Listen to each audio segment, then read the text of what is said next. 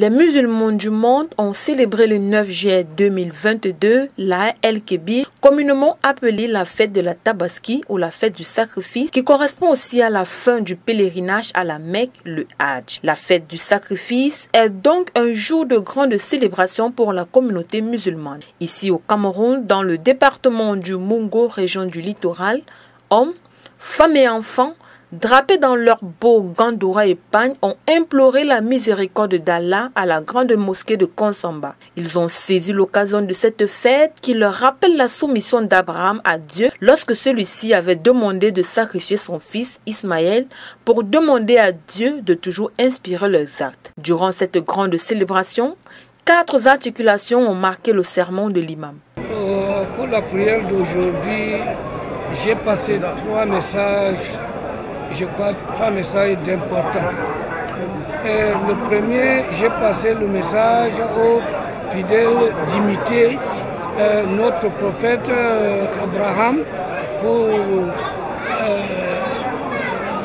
ce que Dieu a demandé de faire avec son fils. Et puis Dieu a fait relever de son fils Ismaël par un bélier. Et le second, j'ai fait appel à tous les enfants que Dieu a donné des conseils aux enfants de respecter ses parents, son père et sa mère.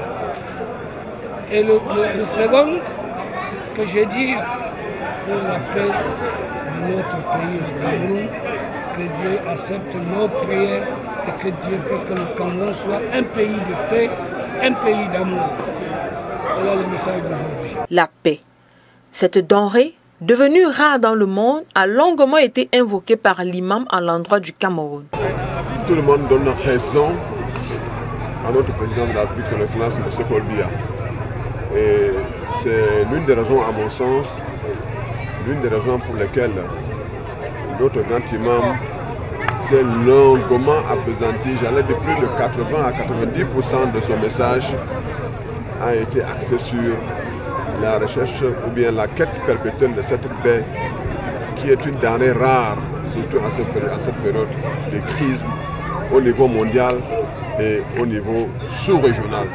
Nous avons également été sensibles aux prières montées par l'imam vers Allah pour notre pays, pour la paix du Cameroun, pour les très hautes autorités de notre pays, en commençant par son Excellence Paul Biya, pour que la paix et la santé, que le président ait la paix, la santé, pour continuer à travailler pour notre pays.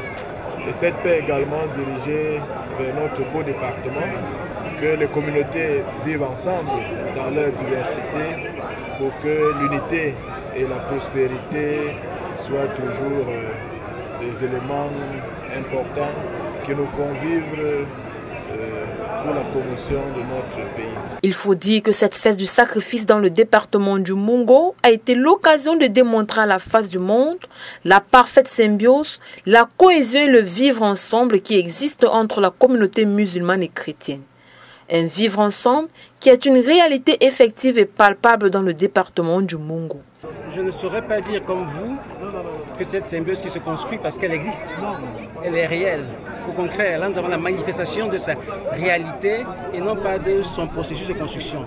Nous avons tout simplement le devoir de consolider ce vivre ensemble et de tout mettre en œuvre comme le prescrit le chef de l'État pour que ce vivre ensemble soit prospère pour tous, qu'il soit positif pour tous et que notre pays continue à vivre dans la paix pour le bonheur de tous ses habitants.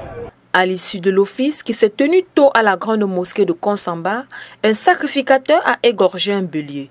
Et selon la tradition musulmane, la viande de l'animal immolé doit être partagée en 3, un tiers pour la famille, un tiers pour les amis et voisins et le dernier pour les pauvres. Rappelons que la fête de la Tabaski célèbre un épisode relaté à la fois dans le Coran et dans l'Ancien Testament sous une forme un peu différente. Selon le texte musulman, Dieu demanda à Abraham ou Ibrahim de sacrifier son fils Ismaël pour éprouver sa foi. Selon l'Ancien Testament, l'enfant du sacrifice est Isaac. Alors que l'homme s'apprêtait à immoler l'enfant avec un couteau, l'ange Gabriel ou Djibril arrêta son geste et remplaça l'enfant par un bélier. Cet événement est désormais commémoré par les musulmans sous la forme d'un sacrifice animal.